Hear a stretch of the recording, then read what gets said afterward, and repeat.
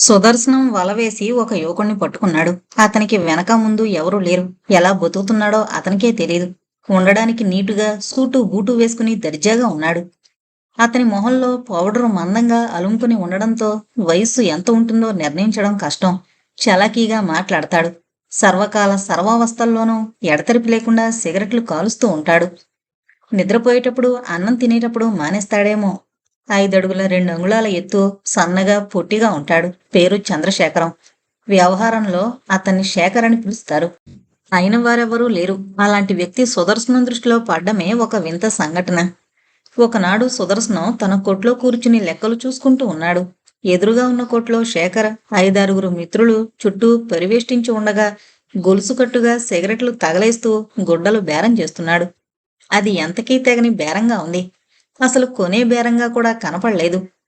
గుడ్డలు చూపించలేక నౌకర్ల ప్రాణం కడగట్టిపోతుంది.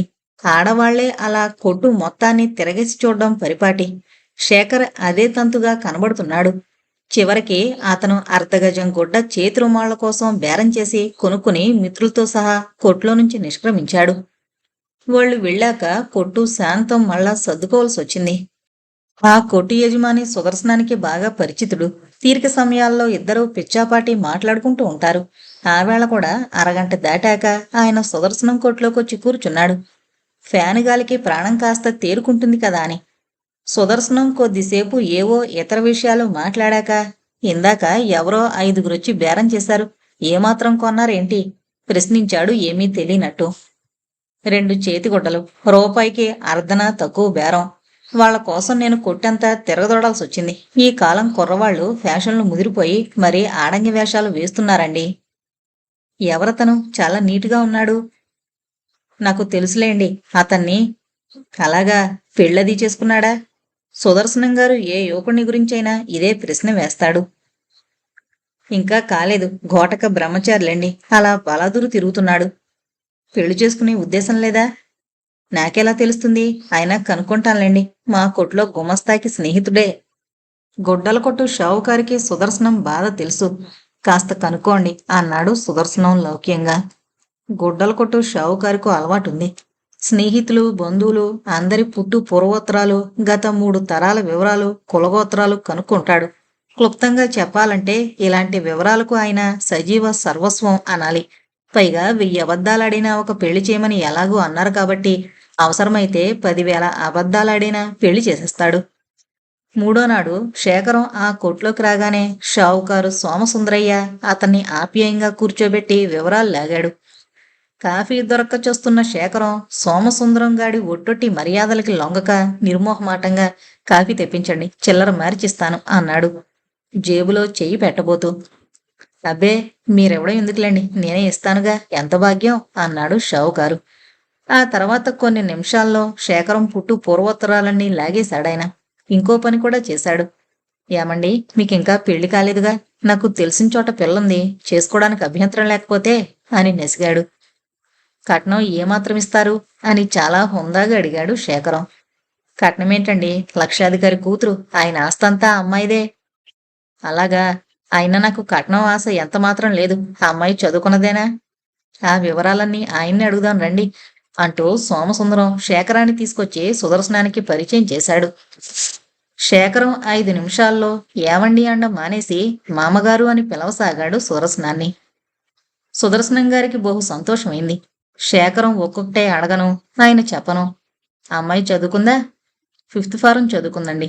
పాటొచ్చా? బాగా పాడుతుంది. ఇంకో సంగతి చూశారు, ఆనక చెప్పలేదనుకున్నారు, ఆ అమ్మాయికి చిన్నప్పుడే స్ఫోటకం పోసింది మొహం మీద. పర్వాలేదండి, అందమేం కొరుకు తింటావా? ఆ తర్వాత ప్రశ్నలు సామాన్యంగా సాగాయి. పెళ్లి ముహూర్తం పెట్టడం తరువాయిగా అన్నీ కుదిరినట్టే. సుదర్శనం కూతురు సరోజినికి శేఖరానికి పెళ్లి అతి వైభవంగా జరిగింది. పెళ్లి పందిట్లో పీటల మీద కూడా సరోజిని మజ్లిస్ ముసుగుతోనే ఉంది. దాని గురించి పెళ్లికి వేయించేసిన పెద్దలు పిన్నలు ఒక రకంగా అనుకున్నారు. ఎవరో నిజాన్ని మాత్రం ఊహించలేకపోయారు. పెళ్లికొడుకి కూడా ఈ ముసుగులోని రహస్యమేమిటో అర్థమైంది కాదు. ఇంకో విశేషం ఏంటంటే శేఖరం యథార్థంగా ఆ విషయం తెలుసుకోవాలని ఏమాత్రమూ అభిలాష చూపలేదు. మెరుస్తున్న సరోజిని కళ్ళకేసి 1 2 సార్లు చూశాడు. ఆమె కంఠస్వరంలోని అనిర్వచనీయమైన మాధుర్యాన్ని కూడా విన్నాడు. ఇక ఊహించాడు, ఆమె రూపం ఎంతో అందంతో ఉంటుంది. సుదర్శనం గారు చెప్పినట్టు కాస్త మచ్చలుంటే ఉండొచ్చు. దానివల్ల నష్టమేమిటి? అయినా లక్షలతో తొలతూగబోయే తను ఈ అందాన్ని గురించి ఆలోచించడం అనవసరం. తనకు కావలసినవి ఎనపెట్టే తాళాలు. ఇంతవరకు తను గడిపిన దౌర్భాగ్యపు జీవితం, అప్పుల వాళ్ళతో రోజూ పడుతున్న బాధ నివృత్తయితే అంతే చాలు. పెళ్లి మేళాలు మంగళకరంగా మోగుతున్నాయి. శేఖరం పందిట్లో పెద్దల వంక చూశాడు. తన స్నేహితులందరూ చాలా హుషారుగా ఏదో మాట్లాడుతూ నవ్వుతూ ఉన్నారు. తన బాకీ వాళ్ళు ఒకరిద్దరున్నారు. వాళ్ళకి మీద తనను వెనకట్లా నిలేసి అడగరు నిశ్చయమే. తను ఇవ్వకపోయినా అడిగే ధైర్యం వాళ్ళకుండదు. సుదర్శనం అల్లుణ్ణి ఎన్ని గుండెలు తడగ్గలరు? మళ్ళీ అతను నవ్వుకున్నాడు తన ఆలోచనకి. లక్షల రూపాయలు తన పరం అయిపోతుంటే వందలు పారేయడానికి తను జంకడమేమిటి? వెనకటి దరిద్రపు ఆలోచనది. చిచ్చి! ఇదే తరుణంలో సరోజిని అతన్ని చూసి ఆలోచిస్తోంది. చిత్రంగా ఉందామెకి. నాన్న అన్నమాట నెగ్గించాడు. ఇతనెవరో తాళి కడతాడు తప్పకుండా. అందాక తన మేలి ముసుగు తనను కాపాడుతుంది. కాని ఆ తర్వాత ఎప్పుడో ఒక ముహూర్తంలో తన రహస్యం బయటపడుతుంది. అప్పుడిక తను మళ్ళీ వెనకటంత బాధపడాల్సిందేగా.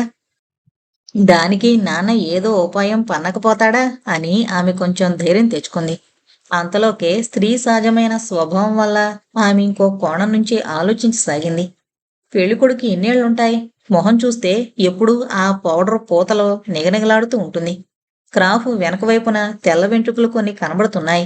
కళ్ళల్లో యవ్వన సహజమైన కాంతి, నెత్తురు చారలు మసగ మసగ్గా కనబడుతున్నాయి. నాన్న విచారించే చేశాడా ఈ పెళ్లి? ఆమె నవ్వుకుంది. తనకి పెళ్ళైతే చాలు అని నాన్న భావం అయి ఉంటుంది. ముసలివాడైతే ఏం, వయసువాడైతే ఏం, తనకొకటే. తనను గుడ్డివాడు తప్ప కళ్ళున్నవాడెవడూ ప్రేమించడు. ఇల్లంతా బంధువులతో నిండి కళకళలాడుతోంది. వాళ్ళకి ఉపచారం చేయడంలో సతమతమవుతున్న సుదర్శనం దృష్టంతా సరోజిని మీదే ఉంది. ఆమె అసలు రూపు బయటపడితే ఏం చిక్కొస్తుందో అని ఆలోచిస్తున్నాడాయన. ఏది ఎలా జరగాలో అలాగే జరుగుతుందని మనసు కుదుటపరుచుకున్నాడు కొంతసేపు మొగుడంటూ దొరికాడు గనుక మంగళసూత్రం కట్టాడు చాలు. ఇక ముందు వాడు కోపం వచ్చి వెళ్ళిపోయినా బాధ లేదు అనుకున్నాడు. కాని ఆ తండ్రికేం తెలుసు ఆడదాని మనసు? సంఘంలో తన మర్యాద కాపాడడం కోసం తన బాధ్యత తాను నెరవేర్చడం వరకే చూసుకున్నాడు. కురిగిపోయిన రోగిష్టిదైన ఆడదానికి మొగుడుతో సరసమాడాలని, కాపురం చెయ్యాలని కోరికగా ఉంటుందని ఆయన మరిచిపోయాడు. ఆయన సంతృప్తల్లా నా కూతురు ఎటువంటిదైతేనే పెళ్లి చేశాను అని మాత్రమే. రాత్రి 10 గంటలు దాటింది. సరోజిని, శేఖరం కార్యంగదిలో మంచం మీద చెరుకు వైపు కూర్చునున్నారు.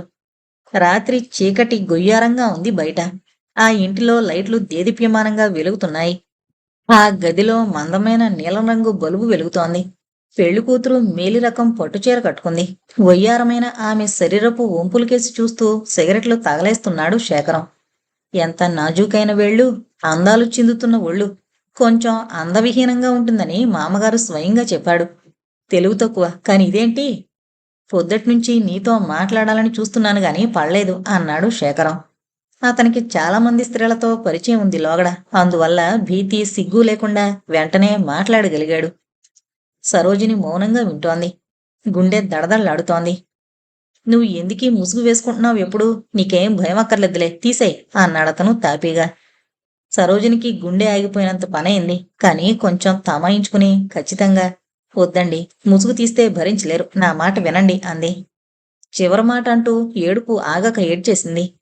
శేఖరం ఆమె దగ్గరగా జరిగి ఆమె చేతులు పట్టుకున్నాడు. ఏడవ్, నేను ఏమనలే. నువ్వు ఎలా ఉన్నా నాకేం పర్వాలేదని మీ నాన్నతో చెప్పాను మొదట్లోనే. అతనికి ఆ మేలి ముసుగు తీసి చూడాలనే కోరికే నిమిషానికి ఎక్కువ అవుతోంది. అయితే ఆమె ఇష్టానికి వ్యతిరేకంగా ఎలా ప్రవర్తించడం? ఇక ఒకటే మార్గం, ఆమె నిద్రపోతున్నప్పుడు తీసి చూడాలి. ఇద్దరూ ఎలాగో మనసులు సరిచేసుకుని ఒకరి పక్కనొకరు పడుకున్నారు. ఎవరి ఆందోళనతో వాళ్లు నిద్రపట్టక కళ్ళు గట్టిగా బలవంతంగా మూసుకుని పడుకున్నారు. రెండోవారు నిద్రపోయాక తాము నిద్రపోవాలని ఉభయులు ఆలోచించుకుంటున్నారు. శేఖరం గది కప్పుకున్న కడ్డీలన్నింటినీ లెక్కబెట్టాడు. కిటికీల చువ్వలెన్నో లెక్కబెట్టాడు. కిటికీ తెరల రంగుల్ని క్షుణ్ణంగా 10 మాట్లు జ్ఞప్తి చేసుకున్నాడు. అతను వ్యభిచారైన ఈ వాతావరణం, ఈ అమ్మాయి అతనికెందుకో కొత్తగా తోచింది. ఏంటి రహస్యం? ఆ అమ్మాయి అలా తనను చూసి వణికిపోతుందెందుకు? శేఖరం పక్కకు తిరిగి సరోజిని మెల్లగా కౌగిలించుకున్నాడు. ఆ రాత్రి సరోజిని నిద్రపోయాక అతను ఆమె మేలు ముసుగు తొలగించి చూశాడు. భయంతో అతని ఒళ్ళు జలదరించింది. కాని తమాయించుకున్నాడు. ఆ తర్వాత నిద్ర మాత్రం పోలేదు. అతనికి డబ్బు అదిచ్చే సుఖాలే జ్ఞాపకం రాకపోయినట్టయితే అప్పుడే పారిపోయి ఉండేవాడు. గుడ్డల కొట్లో భాస్కర్రావుకి పెద్ద గుమస్తా గారితో చనువు నానాటికి వృద్ధి పొందింది. అందువల్ల భాస్కర్రావుకి ధైర్యమూ పెరిగింది. డబ్బు సాయం చేయలేకపోయినా సానుభూతి ఇవ్వగలిగే మనిషి కావాలని ప్రతి వాళ్ళు కోరుకుంటారు. భాస్కర్రావు స్థితి అప్పుడు దారం తెగిన గాలిపడగలా ఉంది. తండ్రి మతి చెడి పిచ్చి పిచ్చి మాటలు మాట్లాడుతున్నాడు. మేనత్త చిక్కి సగమైంది. కడుపు నిండా తినడానికి చాలిన ఆదాయం లేదు. పుట్టింటికి వెళ్లిన పిన్ని 2 రోజులు గడిచినా ఉత్తరమైనా రాయలేదు. ఊళ్ళో కలరా తగిలిందని పేపర్లు ప్రకటించాయి. కృష్ణా, గుంటూరు జిల్లాలో వైద్య సౌకర్యం కొరతగా ఉన్న పల్లెల్లో అది వ్యాపిస్తున్నట్టు కనిపించింది. పంచాయతీ బోర్డుల వారు సాయశక్తులా వ్యాధి నివారణకు ప్రయత్నిస్తున్నట్లు పత్రికల్లో రాశారు. భాస్కర్రావు నవ్వుకున్నాడు. ఇన్ని సౌకర్యాలున్న విజయవాడ లాంటి పట్టణంలోనే తడవకి 50 మందిని బలి తీసుకునే అంటువ్యాధుల స్వైర విహారం పల్లెల్లో ఎంత భీకరంగా ఉంటుందో అడగాలా? అతని ఆలోచన లంకపల్లి వైపు మళ్ళింది. అక్కడ కూడా కలరా వ్యాపించలేదు కదా? దినపత్రిక తిరగేశాడు. అతని అనుమానం నిజమైంది. లంకపల్లిలో కూడా కలరా వచ్చి మాలపల్లిలో సుమారు 20 మంది పోయారనుంది. వ్యాధి ఇంకా ఊళ్ళోకి రాలేదు అని తేలింది. ఒకరోజు భద్రయ్య గారికి నీరసం ఎక్కువైంది. భాస్కర్రావు తనకు తెలిసిన వైద్యుడు ఒక ఆయన్ని తెచ్చి చూపించాడు. వైద్యుడు పెదవి విరిచాడు. లాభం లేదు నాయనా, వ్యాధి ముదిరిపోయింది. ఎంత బతికినా 4 రోజుల పాటే అని చెప్పి వెళ్ళాడతను. భాస్కర్రావుకి అతని మేనత్తకి కాళ్ళు ఆడడం లేదు. భద్రయ్య గారు ఆ రోజంతా విపరీతంగా సంధిలో పడి ఏదో వాగుతూనే ఉన్నాడు. గుండెకి నీరు పట్టి ఒళ్ళంతా వాచింది. కనురెప్పలు బరువై కళ్ళు తెరిపిళ్లు పడ్డం లేదు. ఎవర్నీ గుర్తుపట్టలేకపోతున్నాడు. జీవితయానం ముగించి ఏ జ్ఞాపకాలు బాధలు అంటని నిరామయమైన సుషుప్తిలోకి వెళ్ళిపోతున్నాడాయన. ఆగిపోయే యంత్రం కూడా ఆగే క్షణం వరకు పనిచేసి చొప్పున ఆగి ఊరుకుంటుంది. పిల్లి నోట్లో నలుగుతున్న పెట్ట చివరి క్షణం వరకు కదులుతూనే ఉంటుంది. వాటికి మనిషికి తేడా ఒక్కటే. చచ్చే వరకు మనిషిని జ్ఞాపకాలు వేధిస్తాయి. కళ్ళు తెరిచి చూస్తే కనపడేవి కళ్ళు మూసినా స్పృహ తప్పినా అంతరాంతరాల్లో ప్రత్యక్షమవుతాయి. అచేతనంగా ఉన్న మానసికంగా అటువంటి దృశ్యాల్లో పాల్గొంటూ భద్రయ్య గారు కలవరిస్తున్నాడు. హమేషా అతనికి పద్మ, సుదర్శనం కనబడుతున్నారు. ఒకరు మానసిక బాధకు కారకులైతే రెండోవారు ఆర్థిక బాధలకు కారకులయ్యారు. ఒక్కొక్కప్పుడు వాళ్ళిద్దరూ ఆయన చుట్టూ చేరి పెద్దగా నవ్వుతూ చప్పట్లు చరుస్తూ గిరగిరా తిరుగుతున్నారు. వాళ్ల నవ్వులు పులుల అరుపుల్లా, సడన్ బ్రేకు పడిన లారీ చప్పుళ్లలా, చెడిపోయిన రేడియో కీచు గొంతుకులా వినిపిస్తున్నాయి. ఈ కలలతో ఆయన ప్రాణం కడగట్టిపోతుంది. మెలకు వచ్చినప్పుడు ఆ మసక కళ్లకు మందమైన తెరల్లో గుండా కనిపించినట్టు కింపిరి తలతో చిరిగిపోయిన చొక్కా తొడుక్కుని మొహం వన్నె తగ్గి ఉద్రేకంతో పెదాలు కొరుక్కుంటూ నిలబడున్న కొడుకు, శోకాలు పెడుతున్న చెల్లెలు కనిపిస్తున్నారు. తిరిగి ఆయన కళ్ళు మూతలు పడిపోతున్నాయి. భాస్కర్రావు విధిగా కొట్లోకి వెళుతున్నాడు. గంటకొకసారి సైకిల్ మీదొచ్చి తండ్రిని చూసిపోతున్నాడు. అతనికి తెలుసు, దిగులు పడి ఏడ్చి ఎవర్నీ మృత్యు నుంచి కాపాడలేమని. ఒక దశ దాటాక వైద్యం పనిచేయదని తెలుసు. ప్రేమ, పాశాలు, బంధాలు అన్నీ తెంచుకుని జీవశక్తి ఈ బాధల నుంచి తుది వీడుకోలు తీసుకునేటప్పుడు దాన్ని ఆపడం అసంభవం. డబ్బు, అధికారం, పలుకుబడి, పరివారం, బంధువులు ఎవరూ అడ్డుపడలేని స్థితి అది. ఏమీ లేని వాళ్లను మామూలు ఆకలి నుంచి, చిన్న చిన్న జబ్బుల నుంచే కాపాడడం అసంభవం. ఒక మృత్యు నుంచి రక్షించడం సాధ్యమా? భాస్కరం తెచ్చిన నెల జీతం 10 రోజుల్లోనే అయిపోయింది. ఇంట్లో సామాన్లు 4 రోజులకు సరిపడా ఉన్న మాట నిజమే, కానీ 4 రోజులు ఎంతసేపట్లో దొర్లిపోతాయి? అత్యవసరమైన సామాన్లే అయిపోయాయి. చింతపండు, పప్పు, బేడ, అణ కొనుక్కొచ్చి కాలం గడిపారు ఒకరోజు. భద్రయ్య గారికి ఆ రాత్రి మగత ముదిరి మాట పడిపోయింది. భాస్కర్రావు గడప మీద కూర్చున్నాడు. అంతా అంధకారం. ఆ చీకట్లో వీధుల్లోనూ, ఇళ్లల్లోనూ, కొట్లలోనూ మామూలుగా వెలిగే దీపాలు వెలుగుతూనే ఉన్నాయి. వానతుంపర్లు గాలి హోరులో కలిశాయి. తడికల మీద వాన చినుకులు చిటపటా పడుతున్నాయి. అతని అంతరాత్మ కూడా అంధకారమయంగా ఉంది. ఆ చీకట్లో దేనికోసమూ వెతుకుతున్నాడు. మానవుడు తన తెలివితేటలతో జీవితాన్ని స్వర్గధామంగా చేసుకోవలసింది పోయి రాళ్ళు, రప్పలు, ముళ్ళు, కంప ఇవన్నీ తన ముందు పోసుకుని వృధాగా బాధపడుతున్నాడు. ఈ బాధలన్నీ చేతులారా తెచ్చిపెట్టుకున్నావు కదా. భద్రయ్య గారు ఆ రాత్రి 11 గంటలకి ఇహలోకం విడిచిపెట్టాడు. మేనత్త గొల్లుమంది. భాస్కర్రావు కూడా గుండె ధైర్యాన్ని, తన వేదాంతాన్ని మరిచిపోయి తండ్రి మీద పడి పసిపిల్లాళ్లా గిలగిల్లాడాడు. చిన్నప్పటినుంచి పెంచి పెద్ద చేసి పరిపూర్ణ ప్రేమాభిమానాలు వర్షించిన తండ్రిని ఒక్కసారిగా శాశ్వతంగా కోల్పోవడం అంటే ఎంత దారుణం. ఆ రాత్రి రాత్రంతా శోకంతో గడిచింది. ఆ ఇద్దరినీ ఆ కాసేపు మిగతా దిగుళ్ళన్నీ పాపమని దయతలిచినట్టు వదిలిపోయాయి. తెల్లవారగానే భద్రయ్య గారి దహన సంస్కారాల నిమిత్తం జరగవలసిన ఏర్పాట్ల కోసం భాస్కర్రావు తప్పనిసరిగా బజారుకు వెళ్లవలసి వచ్చింది. శవం తలదిక్కుగా ప్రమిద దీపం నిశ్చలంగా వెలుగుతోంది. అక్కడ కొద్దిపాటి సామాన్ల మీద, శవం మీద కప్పిన పాత దుప్పటి మీద గుడ్డి వెలుగులు పడుతున్నాయి. మేనత్త ఏడ్చి ఏడ్చి అలసిపోయి వెక్కుతూ ఒక మూల కూర్చుంది. భాస్కరం ఆమెతో చెప్పి బజారుకు బయలుదేరాడు. ఈ క్లిష్ట సమయాన గుడ్డల కొట్టు షావుకారు, పెద్ద గుమస్తా ఇద్దరూ ఏమైనా సాయం చేస్తారేమోనని అతని ఆశ. పాండుని ఇంతవరకు ఎప్పుడూ సాయం అడగలేదు. రాత్రల్లా కురిసిన వర్షానికే కాబోలు బజార్లన్నీ జలమయంగా ఉన్నాయి. అప్పుడే మనుషులు లేచి తల వంచుకుని ఎవరి పనుల్లోకి వాళ్ళు వెళ్ళిపోతున్నారు. కొట్లు తీస్తున్నారు. సందులు వీధులు నిర్మానుష్యంగా ఉన్నాయి.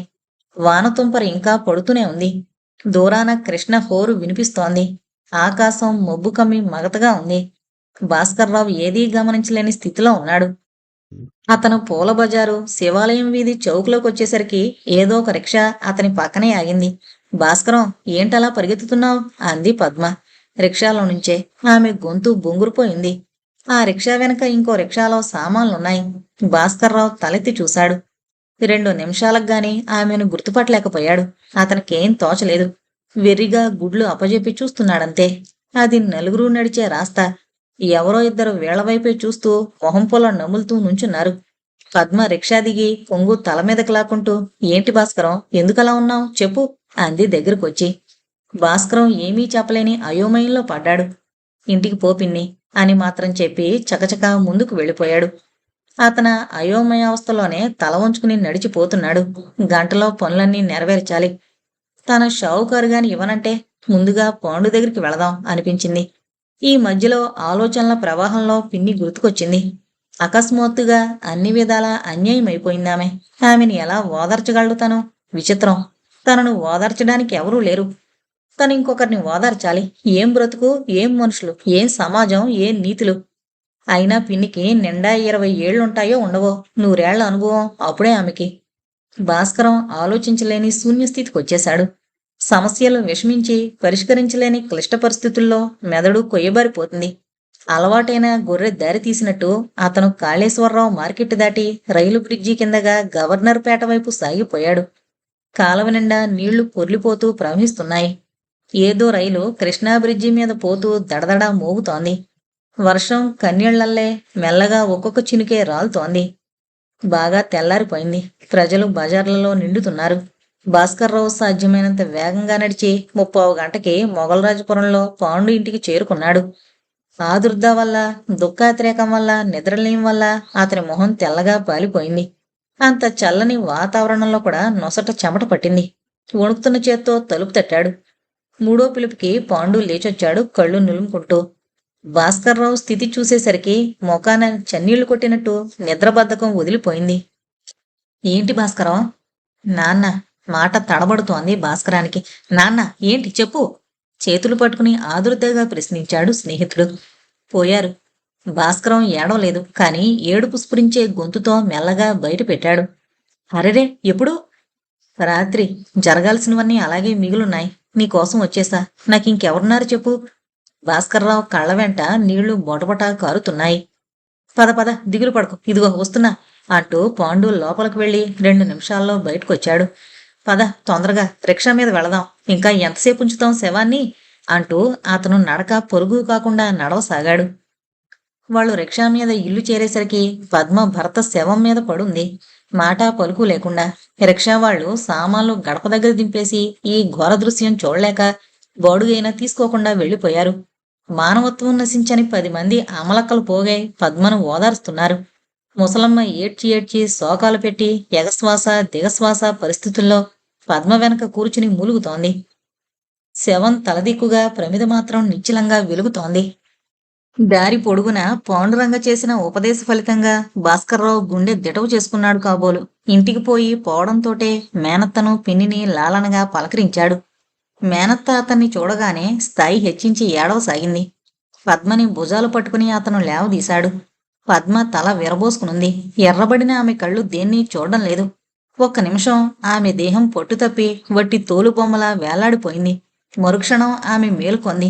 హృదయ విదారకమైన బాహ్యస్థితిలోకి ఆమెలోని ప్రతి అణువు విపరీతమైన ఉద్రేకంతో మేల్కొంది. బోరున ఏడుస్తూ ఆమె నోటి వెంబడి ప్రవాహంలా మాటలు రాసాగాయి. నేను దిక్కులేనిదానైపోయాను భాస్కరం. అమ్మ నాన్న దరిద్రంలో కొట్టుకులాడుతున్నారు. అటు పుట్టిల్లు పోయింది, ఇటు మెట్టినిల్లు బుగ్గైపోయింది. నేనింకెక్కడికి పోను భాస్కరం. నన్ను మీ నాయనతో పాటే తగలై. నాకు భూమి మీద ఇంకే ఆశ లేదు భాస్కరం అంటూ ఆమె బిగ్గరగా ఏడవనారంభించింది. ఈ దృశ్యం చూసి చూడనట్టు పాండు దహన సంస్కారానికి కావలసిన ఏర్పాట్లు చేస్తున్నాడు. తూర్పున దట్టమైన నల్లని మేఘాల్ని చీల్చుకుని సూర్యకిరణాలు అర్ధ చంద్రాకృతిలో అనంతాకాశంలోకి విస్తరిస్తున్నాయి. పశ్చిమాన ఇంద్రధనస్సు వెలిసింది. తుంపర మాత్రం పడుతూనే ఉంది. భాస్కర్రావు పద్మను లేవదీసి, ఏడవకు పిన్ని, నీకు దిక్కు లేదనకు. నేను లేనా? నా ప్రాణం ఉన్నంత వరకు నీకేం పర్వాలేదు అని వాత్సల్యంతో ఆమెని ఓదార్చాడు. ఆ క్షణాన వాళ్ళిద్దరికీ కొంత ఉపశాంతి లభించింది. సుదర్శనం ఇంట్లో ఒక ప్రచన్యుద్ధం సాగుతోంది. సరోజిని, శేఖరం ఒకరినొకరు సదా ద్వేషించుకుంటూ పైకి మాత్రం ప్రదర్శించకుండా ఆజన్మ వైరులన్నట్లు కాలం గడుపుతున్నారు. దైనందిన అవసరాలకు లోటు లేకుండా శేఖరానికి పనివాళ్లు, వంట మనిషి అన్నీ అందిస్తారు. కాఫీలకు, భోజనానికి, ఇతర చిల్లర అవసరాలకు అతను సరోజినిని పలకరించాల్సిన పని లేదు. కానీ స్వంత ఖర్చుకు కావలసిన డబ్బుకి మాత్రం అతను తప్పనిసరిగా సరోజినినే ఆశ్రయించక తప్పడం లేదు. మామగారిని అడుగుదామంటే నామర్ద. ఎందుకోగాని సుదర్శనం వ్యక్తిత్వం ముందు శేఖరం పిచ్చివాడివలే అయిపోయి బాధపడుతున్నాడు. తనలో తను కుచించుకుపోతున్నాడు. ఏదీ అడగలేడు. సుదర్శనం చిరునవ్వు నవ్వితే అతను అడగవలసిన మాటలు గొంతులోనే ఉండిపోతాయి. సుదర్శనం అల్లుడితో రోజు మొత్తం మీద 3-4 సార్లు మాట్లాడేవాడు. అదైనా చాలా కొద్దిగా. శేఖరం డబ్బు విషయంలో సరోజినికి లొంగక తప్పింది కాదు. ఆమె సాహచర్యం భరించలేక అతను రోజు మొత్తం మీద 18 గంటల సేపు ఊరి మీదే తిరుగుతున్నాడు. డబ్బు పుష్కలంగా ఉంటేనే తప్ప అతనికి 18 గంటలు కులాసాగా గడవు. సరోజినికి కూడా అతను తన దగ్గర ఉండడం కన్నా ఎటన్నా పోవడమే మేలనిపిస్తోంది. వాళ్ళిద్దరూ ఒకరినొకరు 5 నిమిషాల కన్నా భరించలేని స్థితికొచ్చారు. ఆ 5 నిమిషాలైనా శేఖరం ఇనపెట్ట వంక చూస్తుండేవాడు. సరోజిని మేలుముసుగులోంచి అతని ముదురు మొహం వైపు చూసేది తీక్షణంగా. ఒక రాత్రివేళ లేచి ఆమె శేఖరం వైపు చూసింది. అతని మొహాన అలంకరణ చెరిగిపోయింది. అతని నిజమైన వయసు కనీసం 40 దాటుంటుందని స్పష్టమైంది ఆమెకి. అయితే ఆమెకెందుకో దిగులు వేయలేదు. మనసులో ఆవేదన కలగలేదు. కాని ఎందుకో వికటాటహాసం చెయ్యాలనిపించింది. తన వికృత రూపాన్ని తన భర్త వెకిరించినప్పుడల్లా అతని వయసును జ్ఞప్తికి తెస్తే చాలు, అతని నోరు మూతబడిపోతుంది. అయితే అతనితో అనవసరంగా ఎటువంటి కయ్యానికి దిగడం ఆమెకిష్టం లేదు. భార్యాభర్తల సంభాషణ చాలా సన్నిహితంగా, క్లుప్తంగా సాగేది. సరోజిని, ఒక 100 రూపాయలు కావాలి. భర్త దాదాపు గది గోడల వంక, ఎనపెట్టె వంక చూస్తూ అడిగేవాడు. ఎందుకో అనేది సరోజిని కొంటిగా నవ్వుతూ. ఎందుకో తర్వాత ఖర్చు రాసి చూపిస్తా అనేవాడు శేఖరం లోపల మండిపడుతూ. ముందే తెలీదా ఆ ఖర్చేంటో అనేది భార్య. గుడ్డలు కుట్టించుకోవాలి. 3 పెట్టెల గుడ్డలు పెళ్ళప్పుడే మా నాన్న కుట్టించాడు. అవన్నీ పాతబడిపోయాయి. ఇంకా 10 రోజులన్నా కాలేదే. నీకన్నీ ఆశ్చర్యంగానే ఉంటాయి. నిన్ను నేను చేసుకోవడానికి ఒప్పుకోవడం నీ మొహం చూసి కాదు. ప్రపంచంలోని అద్భుతాలు 9 9ది నీ ముఖం. మరి అంతకన్నా ఆశ్చర్యమా నేను డబ్బడగడం? ప్రపంచంలో అద్భుతాలు 9 కర్మ, 10 10వ చిత్రం ఏంటో తెలుసా? ఏంటది? 40 ఏళ్ల పైబడ్డవాళ్లు ఇంకా బాలాకుమారుని అనుకోవడం, రోజుకో పౌడర్ డబ్బా 2 అంగుళాల మందంగా మొహానికి పూయడంలో కసి తీర్చుకుంటున్నట్టని పకపకా నవ్వేది భార్య. ఛే నోర్మే, 100 రూపాయలకి ఏంటో వేదాంతం చెబుతున్నావు. సరోజిని ఇనపెట్టి తీసి 10 రూపాయల నోట్లు బయటపడేసి తీసుకోండి అనేది.